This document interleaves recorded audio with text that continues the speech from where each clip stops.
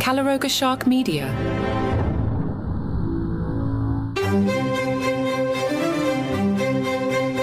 Hello and welcome to Palace Intrigue. I am your host, Mark Francis. The royal family displayed a show of unity, including a fabulous photo. The king was accompanied by the Queen, Prince William and Kate at an impressive reception at Buckingham Palace, marking the commencement of the festive season for the royals. Despite the recent challenges, royal aides emphasized that it was business as usual for the monarchy. The royal family appeared to set aside the Endgame issues during the prestigious Diplomatic Corps reception. This annual event, one of the most dazzling occasions in the royal calendar, was only ever postponed during the coronavirus crisis. The event welcomed over 500 members of the Diplomatic Corps to the state rooms at Buckingham Palace, including a return to the royal family's traditional engagements and responsibilities. In a photograph, Kate was particularly striking, wearing a stunning pink dress by designer Jenny Packham, complemented by a diamond-encrusted lover's knot tiara. This renowned tiara, a favorite of Princess Diana, was originally crafted for Queen Mary in 1914 by the House of Gerard. Its design incorporates pearls and diamonds that were previously in the possession of Queen Mary's family, adding historical significance to its already impressive appearance. Harry's camp is spinning that it was Harry who decided not to attend a high-profile wedding to avoid potential awkwardness with his brother and other family members amid ongoing family tensions, according to page 6. Harry had received a preliminary invitation to the wedding of his friend, the Duke of Westminster, but personally informed the Duke, Hugh Grosvenor, that it would be better if he and his wife Meghan Markle did not attend. This decision would prevent the first encounter between Meghan and Kate since Queen Elizabeth's funeral in September 2022. The decision was made independent of recent strains exacerbated by the release of Omid Scobie's book Endgame. Both Harry and William share a close friendship with Hugh Grosvenor, who is godfather to their sons, Prince George and Prince Archie. The wedding, set to take place at Chester Cathedral in June, is anticipated to be a significant social event, with Grosvenor, one of Britain's wealthiest men, marrying Olivia Henson. King Charles and Queen Camilla, along with Kate Middleton, are also expected to attend. Grosvenor's family has long-standing ties with the royal family, including being a godson of King Charles. On a similar note, Omid Scobie told Elle magazine why he believes Meghan didn't attend the coronation. He said, "I know her team spoke about how she wasn't coming over for the coronation because of Archie's birthday, but I also know from speaking with people that there was also a desire to stay away from the noise and hysteria that comes anytime she sets foot near the country, let alone the family. And the way they were treated during the time of the Queen's death and the funeral really enforced for her that she had not only made the right decision, but didn't want to go anywhere near it again. They said it loud and clear that they were looking for conversations and accountability and for people to own their roles in everything that had happened, and no one has, so there is no reason for anything to change moving forward. One could argue the balls are all in the royal family's court, and we know that they're not hitting them back anytime soon." Palace Intrigue will be right back.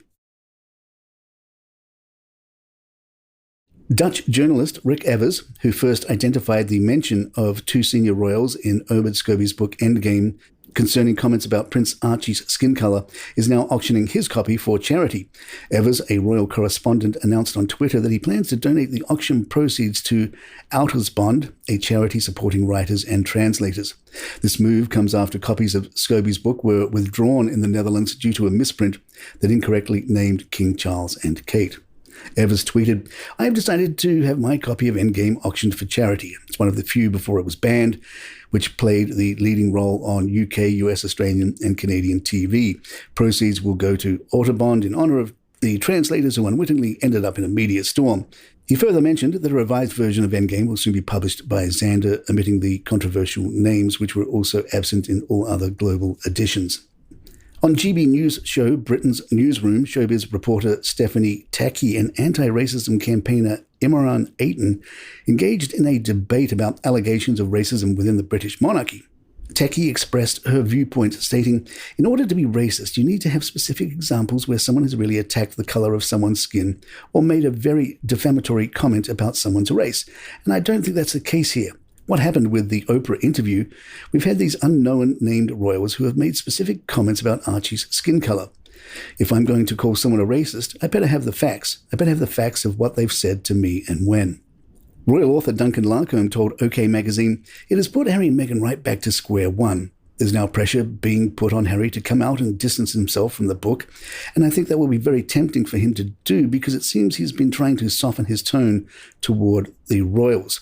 There were some green shoots that he might be trying to end the feud from his side, so the timing of the book couldn't be worse for Harry. I think it's his worst nightmare.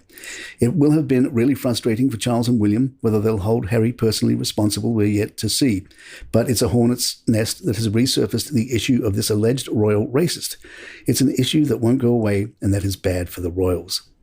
The Express sourced a close confidant of the royals for 6 decades as saying Charles doesn't want to lose contact completely with Harry because, as a parent and a grandparent, his heart remains committed to them.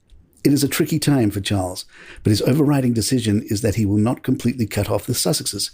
Allegations in the book, whether or not endorsed by Harry and Meghan, are troubling for the image of the palace, but frankly, Charles doesn't want to go silent with Harry. They may communicate very little, but a lifeline remains.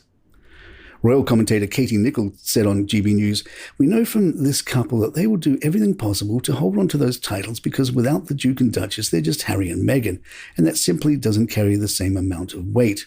So I think it's a case of wait and see what's going to happen on that." Host Isabella Webster pointed out that Princess Diana was stripped of her status for far fewer transgressions. Nicholl replied, "She divorced the royal family, and some might say that's exactly what Harry and Meghan have done in all but name. You know, they've upped and left, and of course there's a possibility that the decision to strip them of their titles won't actually have to be made by the royals." Royal commentator Neil Sean told Fox News, "I think the standing over here in the States is beyond rock bottom, whatever they think.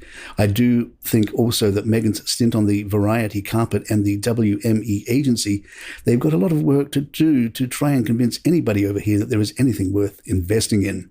Endgame does nothing to take that any further." And there you have it. If you'd like to email us, our address is thepalaceintrigue@gmail.com. Please follow us on Spotify or Apple or your app of choice. And if you're on YouTube, hit that subscribe button. It really helps us out. I'm Mark Francis. My thanks to John McDermott. This is Palace Intrigue, and good times.